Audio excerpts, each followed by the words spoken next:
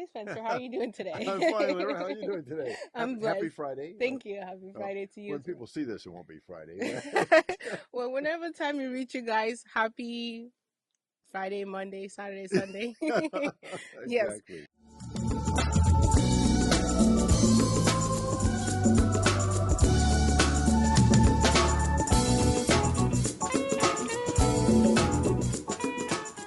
So, our first question here for you is, what's one experience that has shaped who you are today? Wow. So many experiences have shaped who I am today. Um, you know, in my adult life, I think the most profound uh, effect that anything has had on me was when my children were born. Mm. So I'm skipping ahead to my adult years. So that affected me profoundly and gave me a sense of um, the preciousness of life, Mm-hmm. and it woke me up to the fact that I was now responsible for helping to shape two lives and to instill values and aspirations and belief systems Mm-hmm. in these two human beings that were going to grow up and have that responsibility for themselves someday. But in my early life, I it's hard for me to cite one experience, Mm-hmm. but I can cite an ongoing experience in my early life that really shaped my life. It shaped my view of life and what I could be and what I could do. And that is the influence of my parents. Mm. I can remember from, gosh, like even before age 3, Yeah. my parents talking to me about being a good person and understanding right from wrong and treating other people the way I would like to be treated. Mm-hmm. I remember them teaching me lessons when I was like 4 or 5 before I even went to school about self-respect, but also respecting others. So there was this foundation of values Yes. that were instilled in me from my earliest recollections in life, going back to like age 2.5 or 3. But it's hard for me to cite one experience from my early life. Absolutely. And just a follow-up question from me listening to you. Yeah, What values did they install in you that, allowed you to be the person that you are? And then one more thing you said was self-respect. yeah. How can someone practice self-respect? Ah, that's a powerful question. So I'll arrive at an answer as I ramble on. Yes. So I remember, my parents, of course, teaching me lessons about right and wrong, Hmm. and about being thoughtful and being courteous. Yeah.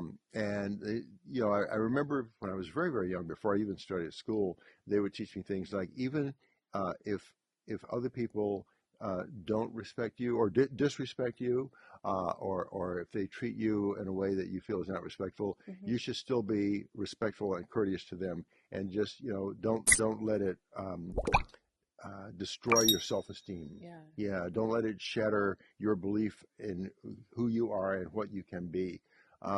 Those are, I'm using language now that maybe you would think the average 3 or 4 year old kid wouldn't be able to absorb, but those were the themes. That's basically how they started to instill early values in me.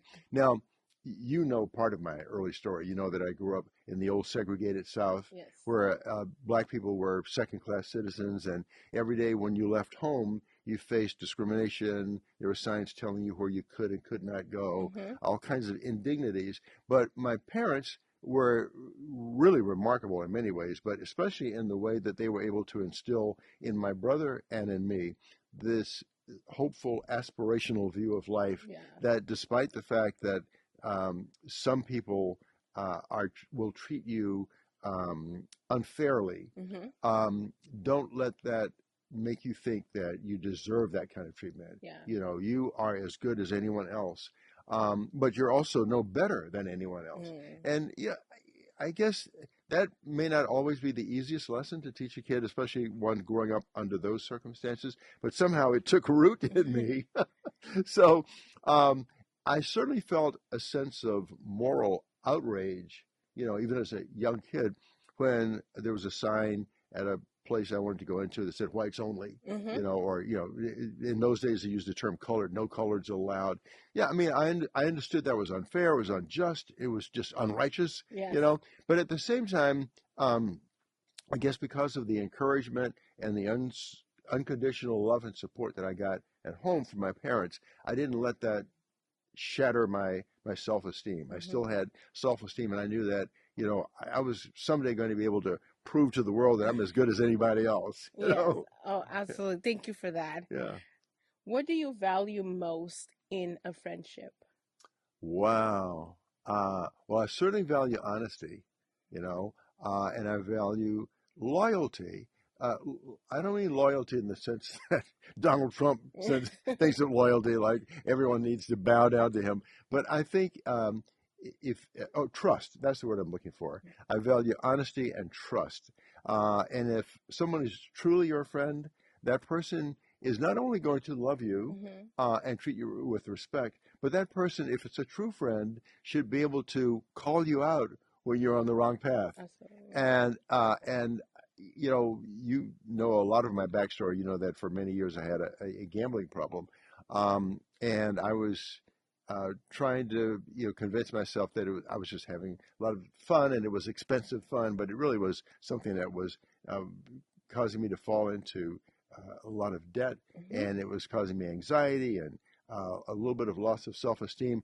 But my true friends, the ones who really cared about me, were able to find the courage to be honest with me and Mm. confront me with what was true, and that is that I had a problem. I Yeah. had an addiction, and I needed to deal with it. And so, yeah, a true friend is going to be honest, and is going to love you unconditionally, Mm-hmm. but is going to uh, look out for your best interests also. And so, when I see that in a friend of mine, it strengthens my trust in that Mm. person and in the strength of our friendship. I see Yeah. that. Yes. Just to divert a little bit, when it comes to like black men in America right now, there's this thing they call uh, especially in the gang culture, to be precise. Yeah. When they go to like prison, they say you're snitching if they tell on someone. Hmm. Um, do you think when it comes down to friendship, do you think if someone is quote unquote snitching, are they not being a true friend, even though they're in this like Right. lifestyle? I'm familiar with the concept of snitching, even though I've never been in a gang and I've never been in prison. But yeah, but certainly I'm familiar with that whole concept of snitching in the Mhm. in the street In the culture. street culture, yes. Yeah, and of course I reject that concept because I think if someone is headed for trouble and you care about that person, um, if you share information that eh, upsets that person but helps get them on the right track, Mm-hmm. then that's a true friend. Mm. So I reject that whole concept of snitching. Um, I, now if I see if I have a friend who is planning, I know this sounds crazy, but I'm just trying to give an example. Yeah, Absolutely. if I have a friend who's planning to rob a bank, Mm-hmm. and I know that, right, and I'm afraid of the consequences this person will suffer, then if I let the authorities know in advance Mm. that this plan is underway, I'm basically saving that friend's life. That's not Mm. snitching. Now, I know that's kind of an outrageous example, I know. but yeah, I think it illustrates what I mean. Yes, Yeah. I definitely agree because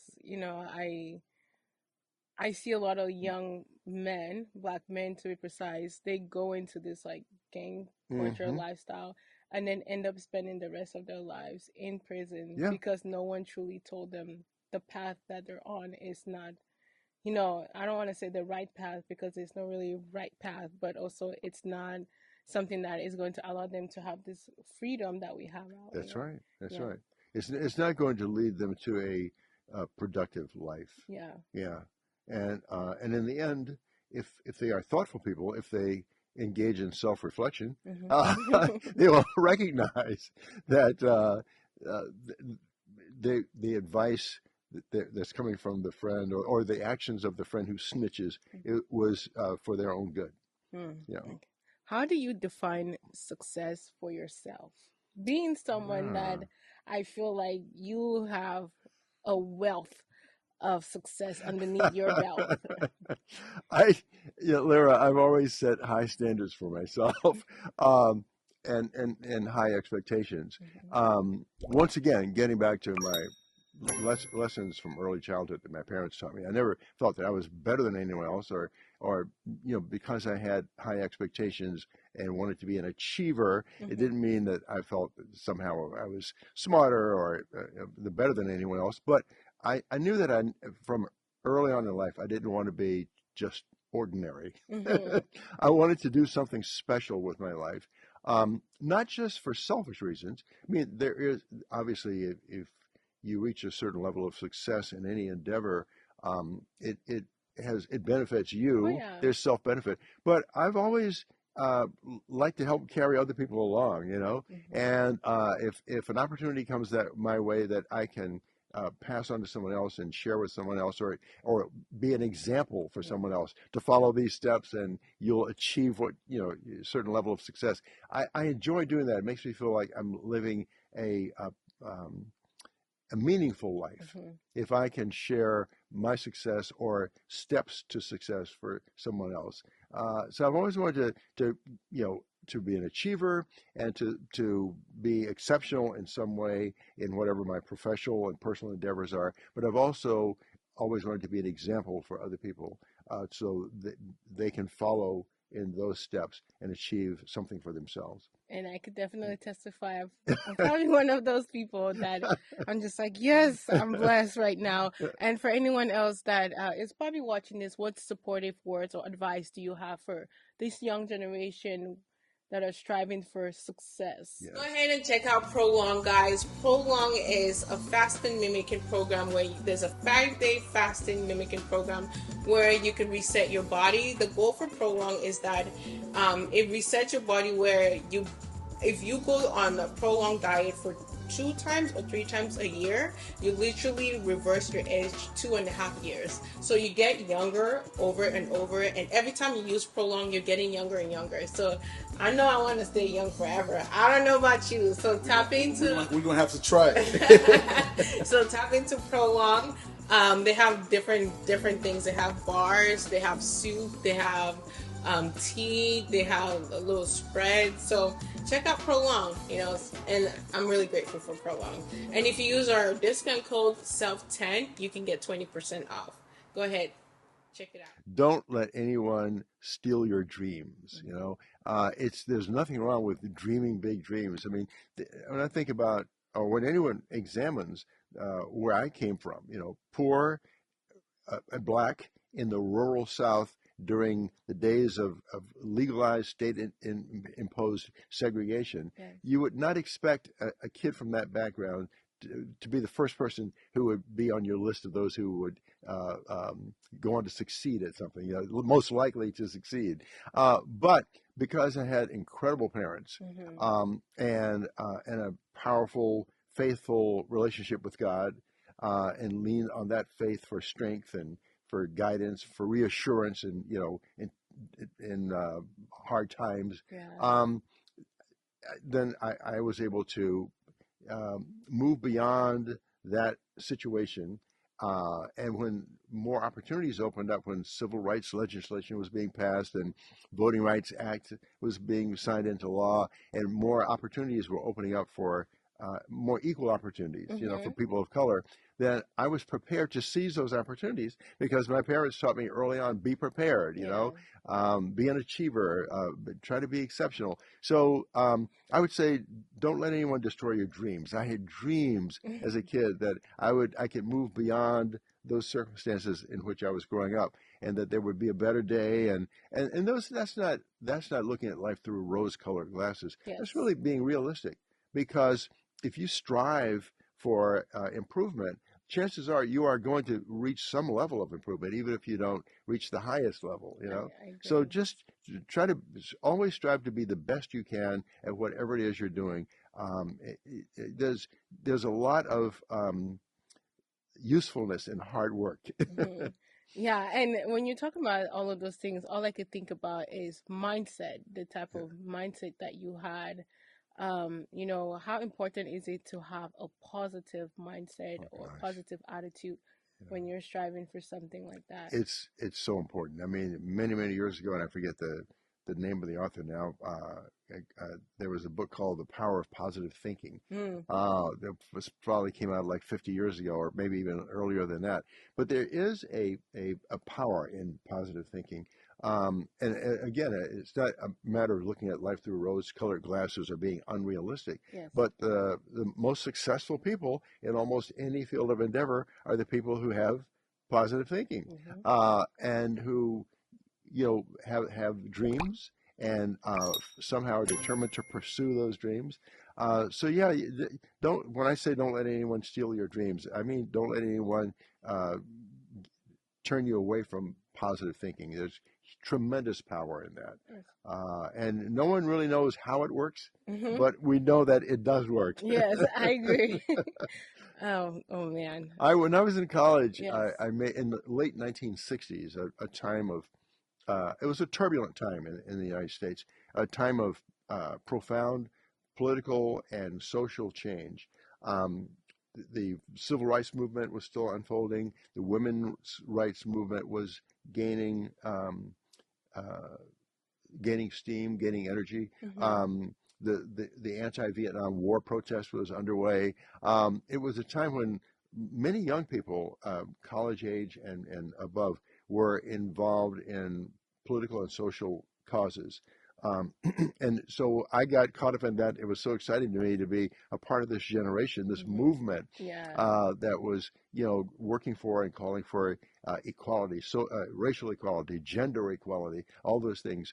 Um, I had friends in college who were not into that. Mm. They just sat back and said, "Oh man, that's just a pipe dream. That's never going to happen." They were the naysayers. Hmm. And if I had taken them seriously, Yeah. I would not have achieved any of my dreams. But I didn't let that deter me. Yeah. And so that was an example of how I held on to my positive thinking and to a positive approach to life, and it enabled me to create opportunities for myself. You don't wait for opportunities to come your way. Most successful people have found a way to create their own opportunities. I love that. Yeah. What is your biggest fear and why? Wow. I mean, may have to give that thought, and I'll start to ramble my greatest fear and why. I think when I was a kid, um, I did have a fear that I might let my parents down. Mm, Um, and it wasn't because of anything they said or they did. I just knew they had great expectations for me, mhm, and they had still instilled these positive values in me. And I knew that if I got off that path I was on, of striving to reach those dreams I have for yeah. myself, that I would not only be letting myself down, but I would be letting my parents down because I had Mm, seen how hard they worked and how much they invested in themselves in the hope that their children would have a better life yes. because they faced so much discrimination. They knew they weren't. My dad knew he was never going to be a TV newscaster, but he thought his son could be. Yeah. So I guess my greatest fear then was I don't want to let my parents down because they would be heartbroken if I did anything to embarrass them or Hmm. to let them down. But currently in my life, I guess if I have any fear at all, it's about the consequences of falling into ill health Mm, for me and for the people I love most, yeah. which would be my kids and my grandchildren. Um, I, my grandsons, my son-in-law is Jewish, so my grandkids are not only biracial, Hmm. they're black and they're white and they're Jewish, uh, um, but you know, our even though we live in a society now where uh, there are examples of strides we've made in gender equality and racial equality and all that, there's still a lot of bigotry and Yes. sexism and racism out there. And I guess one of my biggest worries is that my grandsons, as they're growing up, will be victimized Mm, by people who are bigoted, who are racist, who are anti-Semitic. Um, and I just I can't be there to protect them and shield them. And even their parents, my daughter, my son-in-law, can't be there every day to shield them and protect them. So I guess a part of life is that you learn you grow stronger as you learn to deal with the barriers other people try to put in your way. Yes. But still, as a loving grandparent, I want to be there to protect them and fight Yeah. for them, Oh, Yeah. that's really sweet, Spencer. And also when we talk about, this racial stuff, there is this song called They Not Like Us by Kendrick Lamar. I'm Uh-huh. not sure if you heard of it. I've heard of it. I don't know if I'd recognize it if I heard it though. They're Okay. not like us. I Yeah. know. Yeah, they're not like us. Yeah. Yes. Yeah. What do you think about that concept? Yeah. Um, I want to know what he really means by that, though. Okay. Because in many ways they are not like us, but Mhm. in many ways they are because Mhm. we all share this common humanity, I love that. And yet realistically, we know that there are people who may not look at situations like we do. Mhm. So in that sense, they are not like us, um, and who may not accept us as being equal to them. Mhm. So that gives some truth to Oh yeah. the lyrics. Um, but at the same time, there's this common humanity that we can't get away from. Absolutely. Even the people who think they're not like us, Mhm. they are. Yeah, you pee, you go to the bathroom, Yeah, right, exactly, right. you bleed. We say, yep, and we bleed blood the same color. Yep, yep, I yep. agree. I We all agree. have to do number one and number two. Yep, that's it. Yep, Oh and we man. all need to wash or we'll smell. Yeah, yep. So yeah, we're like. I agree.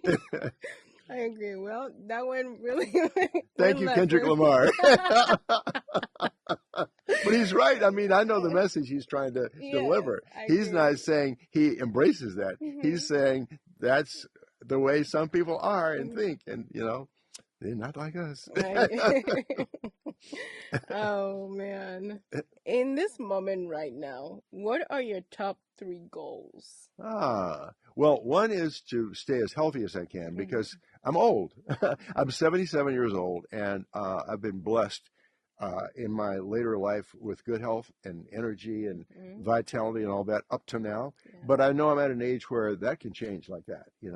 Um, once you hit once you get into your 60s and 70s, even if you're like the picture of good health, things can change so quickly. So one of my goals is to just stay as healthy as I can for as long as I can, so I can be productive and vital, and so I can be there for my grandchildren. When my kids were young, my son's about to turn 50, my daughter's in her late 40s. um, they are, they can survive on their own now, Mhm. without dad around. But I just feel like I need to be there for my grandsons. I want to be a role model for them. I want to play a vital role in I don't want to say shaping their view of the world. They need to Mm. shape it for themselves, Yeah. but encouraging them to get on a certain path in life. Um, and I can't imagine, if Pop, that's what they call me, if Pop dies tomorrow, who's going to be there for Noah and Zach, Mhm. in at least in the role that You I'm in play. right Yeah, now. yeah. So yeah, that's one of my main goals is to stay healthy. Then another goal for me is to continue to be productive, uh, highly productive in my profession. Now, I'm Mm. in TV news, and I've been in TV news for 53 years now. And there are very few people who last that long in my Mhm. business, Yeah. and very few people my age who are still in a prominent role in this Yes. business. And I'm very fortunate and blessed to be in a role like that. Mhm. So one of my main goals right now is to continue to be productive and to be able to deliver a message every day that people need and want to hear. Yeah. Um, uh, Fortunately, so far, it appears that the audience out there that knows me and follows me is an audience that crosses generational boundaries. Mhm. And so that's a wonderful thing. I don't take that for granted. But Yeah. yeah, one of my goals is to stay relevant. Yes. And if I had a third goal, is to leave a positive legacy, a meaningful Mm. legacy. I love that. When I'm no longer in front of the camera, when I'm no longer on the earth Mhm. physically, I would like to be remembered as someone who did something meaningful with his life that stands as um, uh, maybe not a lesson for other people, but as sort of something that other people can look to and respect and learn from. Yeah. Absolutely. I love that. And maybe two tips on how you are staying healthy. Well, I do exercise, and I do go to the gym pretty regularly. The last few weeks, there I had a couple of ailments, right? Hmm. Basically, that kept me from working out the way I want to. But I've worked out all my life, so I go to the gym. I do cardiovascular exercise on the treadmill. I used to run out on the streets. I don't do that anymore because my Oh knees yeah. get a little shaky from running on hard pavement. So I do my cardio exercise on the treadmill, and then I do weight training just enough to stay firm and toned and Yes. strong, and well defined. So I like the way my clothes feel when I put them on. And so, or I like the way I look before I put my clothes on. But but I also try to eat well. I mean, Hmm. I don't really have to make an effort, a very strong effort, to eat things that are good for me because I just happen to like stuff that's good for me. I Hmm. don't have a sweet tooth. So, like, Mm. I rarely eat dessert because I'm not somebody who says, "Man, I can't wait for dessert." I just don't have a sweet tooth. Yeah. Um, I don't like the texture of fatty foods. I never have. Mm. So I don't have to drive myself to avoid fat. I just don't like it. Yeah. So if I eat meat, it's got to be lean meat. Mm. I eat a lot of fish, a lot of grilled salmon. I love vegetables. So I'm very fortunate that I don't have to develop this rigid discipline that says eat the right way. I just naturally eat the right way because the Hmm. stuff I like happens to be good for me. Yes. Oh my God. When you're talking, I could think of I think it's like, what is it called? It's like a psychology when Yeah, you tell yourself, "Oh, I never do that," or "I don't like that." Like I think it worked for me when I told myself I don't really drink like soda. You yeah, know, so yeah, I yeah, don't really go out my way unless I'm out in the club and yeah. I Right, drink a right, little right, right. here Of and there. course, right. But Yeah, I don't really go to the store and say, "Let me buy a pint of Coke or something yeah. like that." Like I just have. because I told myself I don't like it. Yeah, right, Yeah. exactly. Yeah, that's good. And so you don't have to. It's not a matter of having this discipline. Like Mhm. you just Yeah. you're not attracted to it. You don't want it. Yeah. Yeah, I haven't. Yeah, I don't like soft drinks either. I haven't had any like Coca-Cola or anything like that, Yeah. Sprite or any of those things for years. I do like wine. I like red wine. Me too. Now, red wine does. Yeah, there you go. Yeah, red wine has some health-giving properties, Hmm. right? So it's. But obviously, I don't drink excessively. If I did, Yeah. I wouldn't be healthy. Yeah. Yeah. So I like red wine with dinner just about every night, Yeah. But I don't drink any hard alcohol. I don't drink, like bourbon and scotch and rum and all those things. Not that there's anything wrong with it. Yes. I don't condemn anybody else for liking that. I'm just telling you what my routine is. Absolutely. I also drink a lot of water. I mean, there's no liquid or fluid is better for you than water, because our bodies are what, like 70% water or Mm-hmm. something like that, some crazy percentage. Um, yeah, but yeah, we're both lucky that we like Yeah. things that will keep us healthy and youthful. Yeah. Yeah, I hope for a long time. Yeah. Oh yeah, me Also too. hamburgers. I never liked them, so I don't eat them. Yeah, Um, I must. Oh, see, now I must confess, I do eat a hamburger once in a while. It's not something that's part of my regular diet, yes. but like once a month, I feel like I want either a steak or a good Mm, hamburger, but not just any old hamburger. I'm not going to yeah. drive through the fast McDonald's. food place. No, no. I'm going to go to a restaurant that has like a real, like a sirloin burger or something Mm, like that. Yeah. that sounds good. How do you handle stress and pressure? I think exercise is a great stress reliever. Mm. It's amazing. I mean, when I do find myself feeling a little stressed, and I can't even think of a reason now I'd be stressed out, but if I start to feel stressed and I go and exercise, it just mellows me out. So that's one way. Another way is actually just conversation. If I can sit with my wife or a good friend or someone I find interesting and lively and entertaining, Yeah. good conversation sort of relieves stress for me also. Mm, Spending time with my dear little grandsons, uh, or with my kids, with my middle-aged kids. And prayer is a great stress reliever for me mm, also. Um, not everybody is a person of faith, but I am, and when I talk to the Lord, and just just unburden myself of all my worldly concerns, um, I gain a sense of ease and reassurance from that. I love that. Yeah. What's something you have always wanted to do but have yet to have the opportunity to do it? Ah, see, well, professionally, I've had the opportunity to do just about all the things I wanted to do. I wanted to host a talk show. I've done that. I've been a news reporter, sportscaster, weatherman. Uh, they're okay. I've traveled. I've been fortunate enough to have traveled a lot professionally. Where they didn't have to pay for my trips because the ABC sent me all over the world. But there are places I have yet to visit that I want to travel to. I've been to every country in Western Europe except Switzerland and Portugal. So they're on my bucket list, if you will. I Mm. really want to see Switzerland and Portugal. As a wine lover, I want to sample the Portuguese wines because they're becoming very popular now.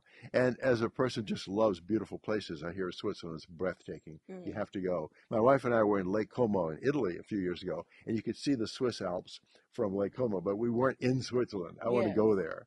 Um, see what things to do. Lyra, it's crazy. My life has been so rich with Mm. experiences I never even expected to have, and meeting incredible people I never thought I would ever meet. Yes. It's hard for me to cite any other. Oh, here's one thing I'd like to do that I haven't achieved in my adult life. I would like to achieve uh, financial independence. Now, I'm in a profession that has been very good to me financially. I've earned a Mm-hmm. lot of money in my career, especially when I was on national TV on Good Morning America. But that was also during the time I had the gambling problem. And so even though I took good care of my family, I always provided for my kids and all that, and we lived in a nice home. Um, the gambling for 30 years sucked all that money away that I could have been saving or investing or putting away for the future. So, I'm not a pauper right now. I'm living a pretty good life right now, but, and I'm still fortunate enough to be healthy enough to have a decent income, Yes. but I don't have that cushion to fall back on in case of like a debilitating disease or Mm. physical ailment that you would think someone who's been in my business so long would have, Mm. because I'm still trying to catch up Yes.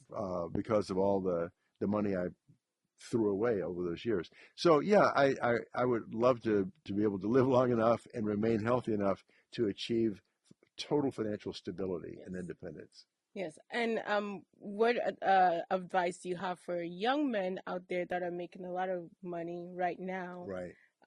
for them to be able to have this independence that you're talking about?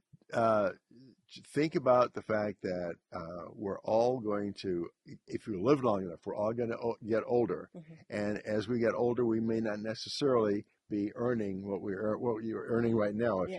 you're in your youth. So find a vehicle for the future, whether it's a savings account, whether it's a stock market investment, or go to an investment counselor and have someone guide you to Mm-hmm. put your money into a diversified portfolio. That because if one area of the economy gets weak, others usually get strong. So Mm-hmm. you heard the expression, "Don't put all your eggs in one basket." uh, Also, life insurance. Life insurance is a good vehicle. There are two basic kinds of life insurance. There's term life insurance, where you're just paying a monthly premium, but and there's a death benefit. If you die, then you're um, uh, what's the word? The person who's a Beneficiary? beneficiary. Thank you. Your beneficiary will get a certain amount of money, but in a term life policy, there's no cash value building. Mm. But in a whole life policy, as you pay your monthly premium, you're building cash value in the policy. And if you find yourself, in need for money, you can actually borrow from that policy. So I would say, think about life insurance, protect your family and your loved ones. Think about some kind of investment vehicle so you'll have something put away for the future, other than Social Security, Mm-hmm. which is not enough for anyone to really Yes. live comfortably on. Yeah, seek investment advice, financial advice. Um, we all need it, because I've seen so many young men, young women, men and women, Yes. who fortunate enough to earn a lot of money in fields like entertainment or sports or TV, and they live the large life. But then when they get to when their careers are sort of winding down, they're no longer popular. They're Mhm. not making any hit records anymore. They're not able to hit the 3-pointer anymore. Their careers are ending, and all of a sudden they're broke. Yeah. And I've seen that happen to so many, especially to a lot of young black men. Yes. It's very sad. Yeah. And early on, before the camera started rolling, we started talking about responsibility Oh yeah, with men. yeah. What responsibility do you think men should have, or from your opinion, right, should have in their homes? Well, I'm thinking about it. As soon as you started talking about responsibility, I flashed on. Um, I hate to. It's almost like a stereotype, but it's also a reality. Mm-hmm. There are lots of young black men Yes. in fields like entertainment and sports who gain fame and fortune, and have multiple children by multiple mothers, Yes. and some of them just don't bother to take care of the lives they brought into the world. Now, I know that's a small percentage, so for anyone out watching or listening who says he's attacking all black men, I'm not doing that. Yes. Yes. But Absolutely. I'm saying the reality is that there is a significant number of examples we can cite Mm-hmm. of young black men who have been fortunate enough to earn a lot of money early in life, and they live the large life, and they have a bunch of kids by multiple mothers, and don't live up to the responsibility of taking care Yeah. of these lives they brought into the world. So, I mean, there's the just by my sharing this, the lesson is obvious. Yeah. Have a sense of responsibility, and if you're going to have children, then take care of those children. Yeah. Be involved in their lives, not just financially, not just supporting them and so they can have a place to live. That's important, Mm-hmm. but be involved personally in their lives. Be an example. Teach them some values. Show them some love. Hug them. Kiss them. Take them to the playground. Yeah. I love that. Oh man. Okay, so we're going to do our final question for today. How do you find, or how did you find your purpose? I think it was through, if I could narrow it down to just a couple of things, Mm-hmm. through my parents' guidance in life and through my faith. Mm-hmm. When I read certain passages of scripture that are very meaningful to me, that make me feel like I'm close to God, then I have a sense of purpose. Yeah. My purpose is to let His light shine through me, as corny as that may Oh, sound. that's And when I feel happy and loving, I want to share that, especially with people who seem a little, downhearted and. mm. But so that's one way of sharing my purpose. And the other way, what was the question again? How did you find your But purpose? how do I find my purpose? Yes. Right. So one way is through my faith, obviously, but Mm-hmm. that also came from my parents. Yeah. Guidance and instruction. So primarily, I guess the fundamental answer is it was through my parents, through their love and the way they invested themselves in my brother and in me when we were growing up. They taught us, values about what Mm-hmm. they perceived as right and wrong, and they gave us instruction on how to treat other people. My dad didn't even have to talk to me about how to treat a woman. He lived that example by the way he treated my mother. I was so fortunate to have a father who um, demonstrated his love for my mother every day when he came home.